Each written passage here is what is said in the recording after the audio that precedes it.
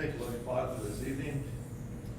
Help us this evening to learn something from this lesson this evening and take something home with us, Father God, and to work it into our schedule, into our life.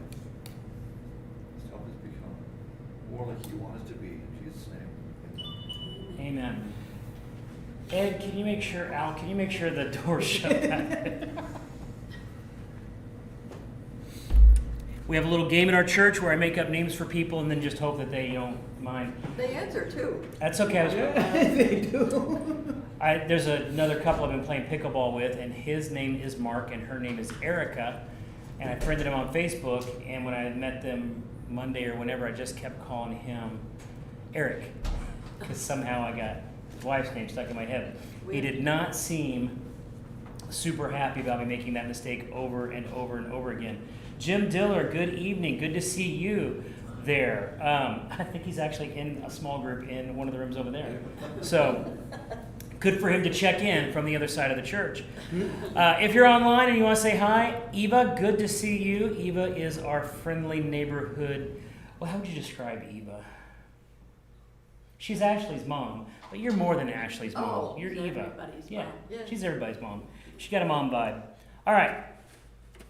Today we are in Overcoming Leadership Fears, and we have two today. One is Inadequacy, and the other one is Significance, both of which I am almost an expert on, having all kinds of feelings of inadequacy and always wondering about whether or not what I'm doing is significant. Unlike you guys who are always confident, assured, and know exactly where God wants you at any given time, occasionally I struggle with that, and blame it on my wife usually. I think that's the general strategy, is this is all your fault somehow, honey.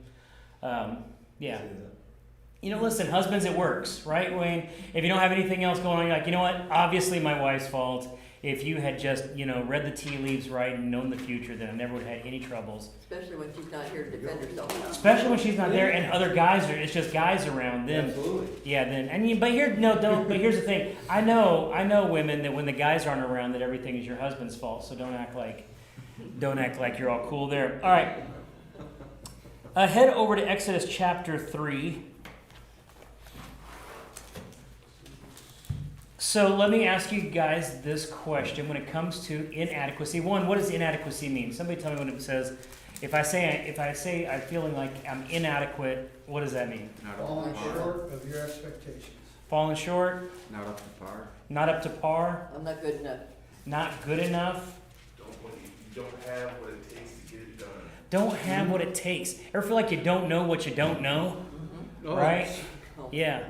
I always tell people, like with guitar, I'm at a certain level of guitar, and I'm comfortable with that level because I understand to get better at guitar, that skill curve takes a really large spike right there. And I would literally have to give up other things in my life to get any better at it than I currently am. So I kind of just sort of master that middle version, right, where I don't have to, because I don't even know. I see these guys with their fingers and, some little girl in China who could just go up and down this thing. And I have this feeling at 50 years old that I'm probably never going to be at that level, James. I'm probably never going to do the, Metallica, like with one hand where you're playing all the pieces kind of thing.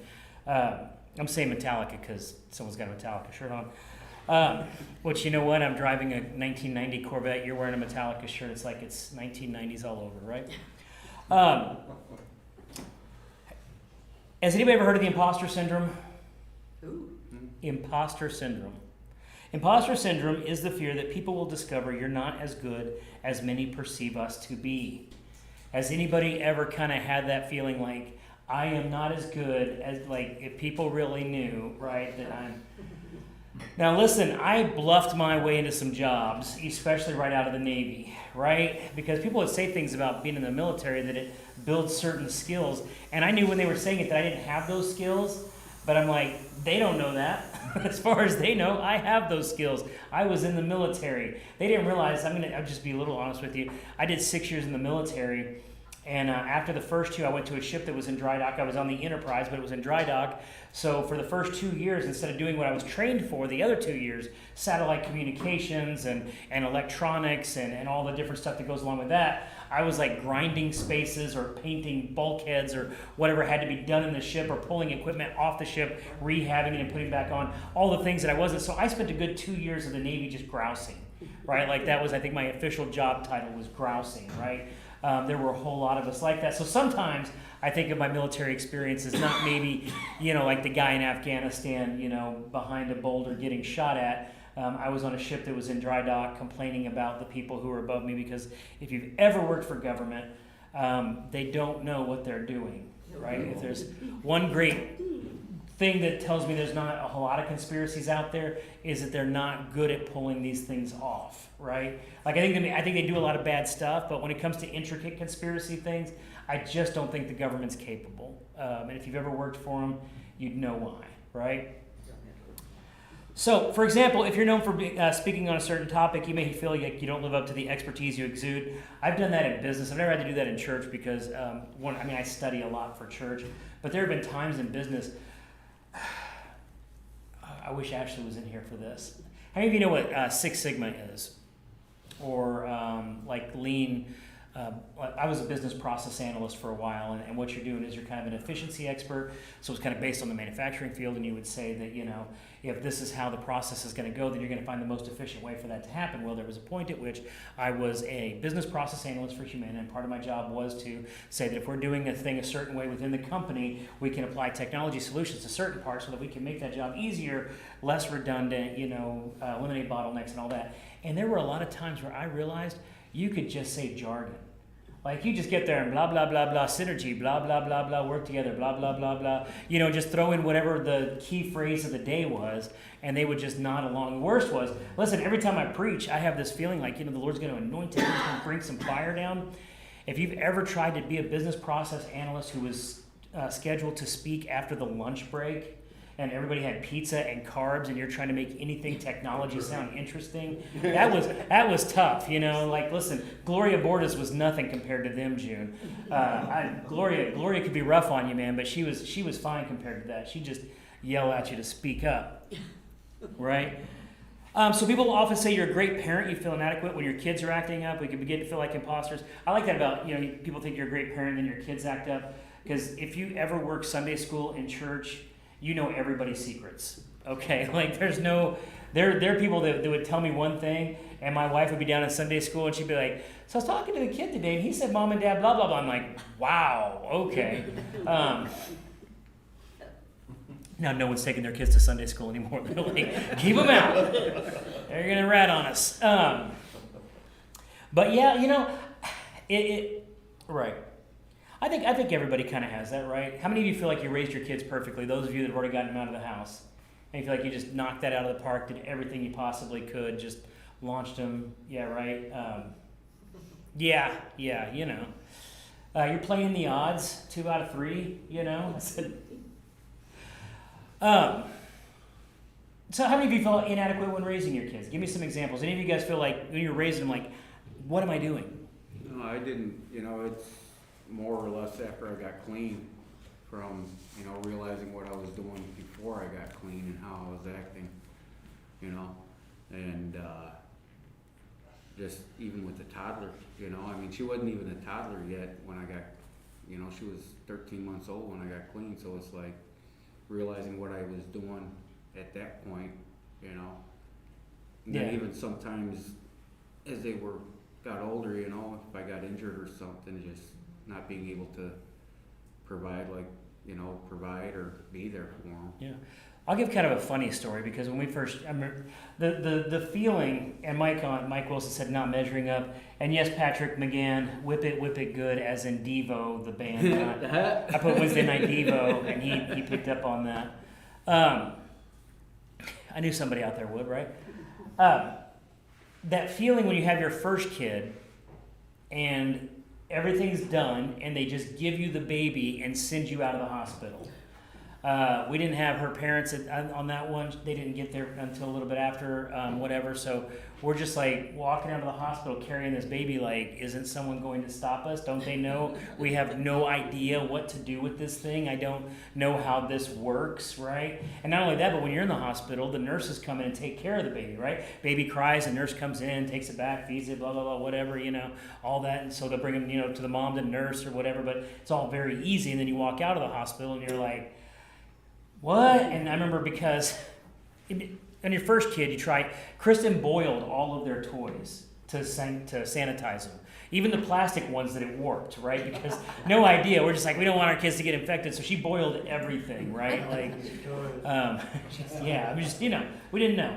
But in the back of the car seat, we got the little thing for their head, so they would sit in that. And of course, we didn't have all the cool stuff they have now for babies. So I remember putting them in the car seat, facing backward. Everything's cool. Had a Honda Prelude, I think, at the time. So it was a 2-door. Had to shove them in the back there. My last cool car until they all grew up, right? And we got back home, and his head was like this. Like he was just like leaning over really hard that way. And it's just how they do, because babies, they don't have a lot of, but I'm thinking, oh my gosh, I put him in the car seat wrong. He's going to be dumb the rest of his life now, because I couldn't even put him in the car seat right. So I was pretty convinced I'd already broken him on the way home. Any of you guys have any stories like that with your kids? I'm looking at the moms. Dads will never admit it. Dads are like, no, we did fine. Rub some dirt in it. You're great. Yeah, stuff like that, right? And you feel like you're not up to it. So who in the Bible do we have that's like that? We're in Exodus chapter 3. Somebody read Exodus chapter 3, verse 11. Actually, just read 11 through 13, if somebody would. But Moses asked God, "Who am I that I should go to Pharaoh and that I should bring the Israelites out of Egypt?" He answered, "I will certainly be with you, and this will be the sign to you that I am the one who sent you. When you bring the people out of Egypt, you will all worship God at this mountain." Then Moses asked God, "If I go to the Israelites and say to them, 'The God of your ancestors has sent me to you,' and they ask me, 'What is his name?' what should I tell them?" That should finish with tell them the I am. Oh, verse 14 is, God replied to Moses, "I am who I am. This is what you are to say to the Israelites. I am has sent me to you." All right. So a couple of things to remember when we're going into places and we're wondering whether or not we can actually do the thing we're called to do. How many of you guys have actually done something in your life that you were scared to do? Mm-hmm. Like, give me some examples of some things you did and you were scared to do them. Wait, Give my first lesson at the. teaching it right when I'm like, hey, Paul, take this book, teach people. Yeah. You've never spoken to anybody before. How dare you make me study the Bible? It was you or Casey, and I think you were the better choice. Just don't say that, dude. Casey's fine. Casey's great. But you know, right? Yeah. Right? Yeah. Every single solitary Tuesday night. Every Tuesday night. Oh, at the prison. Yeah, when you're ministering to the prisoners, right? Am I actually, it's usually when I leave, did I say what I was supposed to say? Are they getting anything out of this, especially after I've just presented the gospel to somebody and they haven't accepted? Absolutely. Any of you guys online got something you could say, hey, I was really afraid to do this thing? What you got? Darren, Londa, what you got? Kind of like Marlene's, except the opposite. Like getting off the bus, going to prison. That's pretty scary. I didn't want to do that. Yeah. Kind of pushed along in the stream there, right? Yeah. I guess because boot camp was kind of that way for me, going into boot camp, right? No idea. For me, I was 17 years old when I joined the Navy, right? So I was out of high school in March, and June 1st, I reported to boot camp. How was it like for you, Wayne? Well, when I got drafted, Yeah. I didn't like it. That'd be a little crazy, right? You have no idea what you're... Did it feel like this? Like when you got there, did it feel like everybody else knew more than you? Like when I got to the ship... It seemed like everybody's dumb as I was. Like nobody had any idea what was going on. Yeah. What do you got out? I deal with the fear every day, and it's real. And for some of you that doubt this, it's actually real, and that's technophobia. I can't deal. This phone and me, we don't get along. It's everything I can do to figure that out. I've never once sat in front of a computer and turned it on. I have technophobia. Yeah, and a lot of people, and that's a lot of that's a generational thing because we weren't raised with it. We had no idea. Understand? I was playing the original Atari where the button would get stuck and you'd have to move your guy. Pong. No, I had Pong. We had Activision and Television. Anything that came out that I could get my hands on, a Commodore 64 or 128. right? Anything. I was always, I always wanted to get in those things. So I was kind of different there, but a lot of people, right? Because it was just one of those things. Oh, the nerds do that because back then I had that side. Had to hide it. Like I had one set of friends I was a jock with, and one set of friends I was a nerd with, and I couldn't let them meet. Right. But yeah, it was the same thing because if you weren't raised on it, it does all look very, very foreign to you. Eva says, I was afraid to let go of my children once they were grown. Oh, absolutely. Leaving the nest, right? Sending your kids out into the world. I remember first time I went back to a college campus to do some work, and I was like 34 or something like that, and I go on this college campus, and I'm like, these are children. Who let these kids here? What are they doing here without their parents' permission? You expect them to be walking around because you're talking about 18, 19, I look at Damon, right? Like Damon out there on his own. Now he's a little older now, but at first you're like, how are you going to be out there without, mom holding your hand, walking you to class, right? How are you going to get there? Matt Gardner says, taking care of Skylar by myself for the first time. Oh my gosh. Buying our first house, Mike Wilson, right? Ezra being injured, Matt Gardner. Oh yeah, absolutely. I raised 3 boys, and I was good raising boys. My sister has 3 girls and 3 boys. She has 6 kids, right? 2 twin boys and then 3 girls. And one time her and my wife are going to go somewhere, and they're going to leave the girls with me. Oh my. And I'm like, okay, but I don't change diapers. That's just okay. Like that's my rule. So one of them is old enough. She was like 8 years old, I think, maybe 11 at the time. She could change the diapers of the youngest one, right? So as long as you can change the diapers, I'll do everything else. Well, the night is going on. The parents are out. I'm just doing whatever, and then all she comes up and says, Gracie has a dirty diaper. And I've raised boys, so my sister lived across the street from us. We lived in a neighborhood. She lived across the street. I said, all right, Jazz, go across the street and grab the diaper bag. And Jazz just looks at me.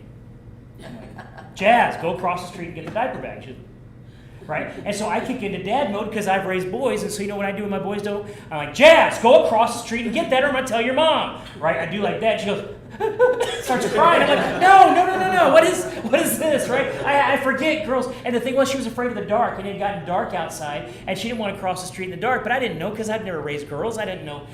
There was, a little boy gets mad at you, you swat him on the behind, 5 minutes later, you're buddies again, right? Little girl, man, they remember that stuff. I think she still thinks about it sometimes. Like, get Uncle Paul, right? All right. So first thing is in Exodus 3:11, when Moses asked, who am I, how did God respond? Moses says, who am I to go in front of the Pharaoh? How did God comfort him, or how did God encourage him? I will be with you. Darren plays pickleball with me sometimes. If anybody knows, I'm a little competitive. And when Darren is on my team, I will talk mad smack across that net. Right? Like, what you got, because I got this giant behind me, right? And Darren probably wouldn't David even... and Goliath. Darren would probably just watch me get my butt kicked and be like, you shouldn't have said that. Right? I don't even know. We've never really tested it, right? But it's different when you've got someone on your side. And here's the thing, God is telling Moses personally, he's there. If you have someone in your life who believes you can do something, you are so much more able to do it, right? It definitely makes it easier. If someone believes in you, right? If one person, now I am the kind of person I get in that sort of, I'm going to do it to spite you mode, right? I've done that too. Like when I go jogging, I hate jogging so much. And I'll look at a stop sign like way off in the distance. I'm like, I'm gonna run to you, you stupid stop sign. I'm gonna get there. Yeah, stop hurting, body, you stupid body. I'm just, I don't know why that's my internal dialogue. So I can keep myself running because I hate running so much, right? Obviously. But he says, I will be with you. So one, how do you know when God is in what you're doing? So let's say tomorrow you are offered a job, and that job is a really great job, and that job ticks all the boxes of the things you want to do in your life. How do you know that God is in the thing you're doing? I'd just say if it's going smoothly. If it's going smoothly? Okay. That's a good sign for me. There you go. It's not like the path to hell is wide or anything like that, narrow is the way, but that's... Yeah. If there's a joyful spirit around the whole situation. Yeah. And let me backtrack on that a little bit, Paul, because when I say that, one, joyful spirit, right? So if there's sort of a right, there's sort of a feel, there's sort of a vibe, right? You can kind of tell. And two, when you say going smoothly, actually I think a better way to maybe phrase that would be when it seems like the Lord is working everything out in a specific order, right? Like, Because I can't do it by myself. yeah, you're like, If it goes yeah. smoothly, that means he's in control and take care of it for me. Yeah, exactly, yeah. I can kind of follow that with I've got all these plans made that I'm gonna do this, this, and this, and he changes it at the last minute without me even thinking about it, and guess what? His plan works out better than mine would anyhow. And you end up going that. Tammy Price says, hello, Tammy. Matt says, are you praying about it? Eva says, the right level of comfort, right? I'll say this about peace. Having peace about something is not a qualifier for the will of God. Meaning, just because I have peace about it doesn't make it right. It can be a disqualifier, meaning if I don't have peace about it, it can be telling me something's wrong. But here's the thing. Jeffrey Dahmer was at peace killing people, right? Like he had no, right? He's like, nope, seems like the right thing to do. So obviously our conscience can be seared to where we can't tell good from evil, because if we are practiced in doing evil, we'll get to that place where it doesn't even register. When you're worried about sin in your life overtaking your life, one of the things you always watch for is, do I still feel convicted about the sin? Does it still bother me, right? If I find myself doing something wrong, is there some part of me that kicks in and says, hey, this needs to change? Or do you get to that part where it is wrong, everyone around you knows it's wrong, you know it's wrong, and yet there's nothing inside? Then you got to be careful there, right? That you don't have that inner witness. Right? Presence of God. I was talking to somebody this week that anything you can take into the presence of God, he can bless. Right? Meaning if there's something in my life, there's a relationship in my life, if there's a possession, I joke about this, with the car thing, that, if that thing becomes an idol, I will have to just give it away to somebody, right? Like if I get to that place where it becomes idolatrous, where I love it too much or it takes up too much of my time, like anything like that. I take anything. I take pickleball. I take any sort of activity other than the things of the Lord, and I put them on the altar and I say, Lord, can I set these things aside for you? That's actually what fasting is. Whenever you go to fast food, whenever you fast, right, you're literally saying, I'm even going to take food and put it on the altar. I'm not even going to take food in my mouth, Lord, unless it's because I'm setting it aside so that I can dedicate myself to knowing what's on your heart, what's on your mind. You have to be able to take that thing into the presence of God. If you're ashamed of it when he can see it, then that's a pretty good indicator that maybe, right? Mm-hmm. Fair? All right, anybody else confirm God's presence, confirm God's will, confirm that this is the right direction? Sometimes opposition, sometimes everything falling into place can show it, but sometimes there's a type of opposition that lets you know it's the right thing, right? If there's a certain way the enemy is rising up against things, right? Like look at who your opponents are. If your opponents are, say, Debbie and Marlene, you might want to rethink yourself, right? Like if Debbie and Marlene are like, that doesn't sound like the right thing to do, then you might be like, maybe I'm off on the wrong track here. But if the type of people who are living carnal lives and doing carnal things and working for the enemy are really offended and hurt by what you're doing, that can also be a sign that's like, you know what I'm saying? If you're going against the kingdom of darkness, you're going to face opposition, right? And there's a type of opposition that says what I'm doing is the right thing because the enemy is trying to stop it. And you've got to know the difference. Can anybody give me some examples of the difference between the enemy trying to hinder you and God trying to stop you, or God telling you no? God telling you no, for me, is like people that are respecting the church coming up to me and confronting me saying, I don't think this is a good idea, Absolutely. more or less, or just something falling through that I was really looking forward to, what God's plan it wasn't meant to be, more or less. As far as, the enemy attacking, it's like, for me back in January when I, 18 years when I didn't even think that I'd make it past 17, and it's like I kept getting this voice in the back of my head sitting there saying, you've been good long enough. It won't hurt to go out and tie a good one on and then come back tomorrow. Some things like that. It's generally, You know, the enemy comes through warfare for me. There you go. What you guys got? Give me one more. Difference between God saying no and the enemy hindering you. How about wait? The weight. Because it's not his time yet. The weight, right. So if God's hindering you, this is one of the things, because when James was saying that, it kind of sparked in my mind too, was that God tends to, when he's telling you you're doing the wrong thing, use little things. Like he doesn't usually make big sweeping, drop the sky on you things, so much as he drops a whole bunch of little hints that, hey, maybe this isn't the way you should go.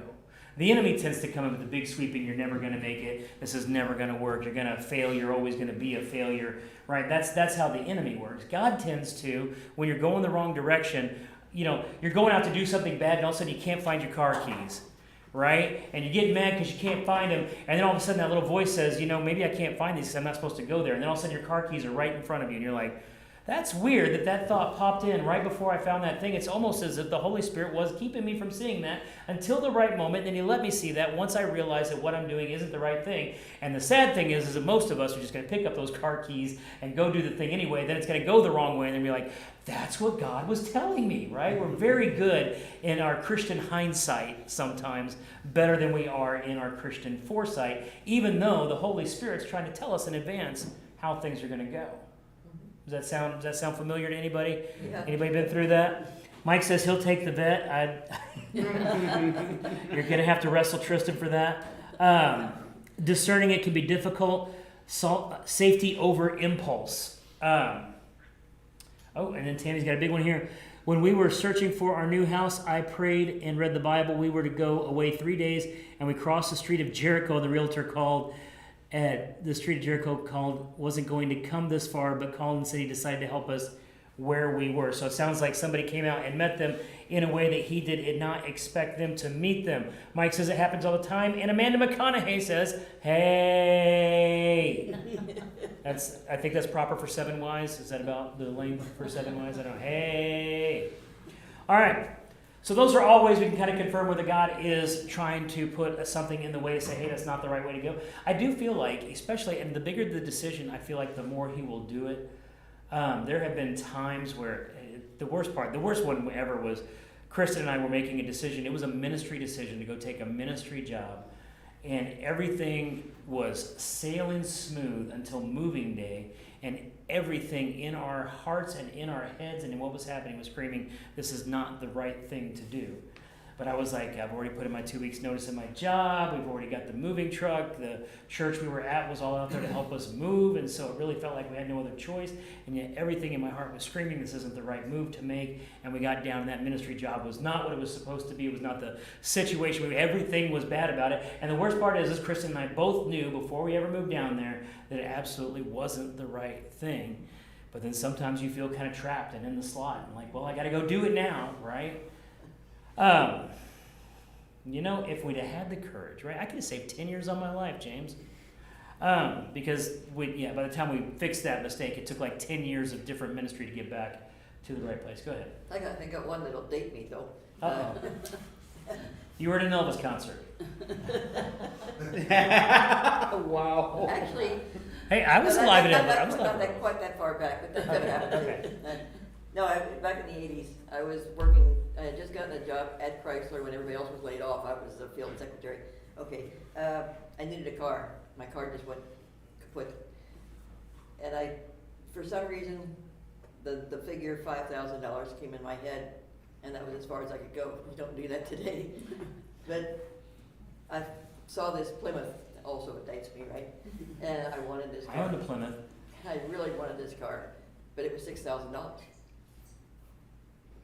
And I went and had to put gas in it to get it back. And one of my Sunday school kids, of all things, that he's not listening, but his father probably is, was getting gas too. And I was telling him about this car. And he said, did you pray about it? I said, no, I didn't pray about it. He said, what would you tell me to do? I hate it when they do that. You're right. And I went back and bought that car, and I didn't have it a week. And I was coming out of the grocery store parking lot, and the computer died. Oh, no. There was no warranty. That was one of those no's that I should have listened to and didn't. Yeah, again, we have great hindsight. Once it goes wrong, we're like, yeah, the Lord was absolutely telling me not to do He that told me thing. not to, yeah. All right, so in 3:14, how did God, so first we have that God is with you. What is he saying in 14 that's also supposed to help him? Telling him what to say to the Israelites. Yep. And what does he tell him to say? I am who I am. And I am has sent you. Right?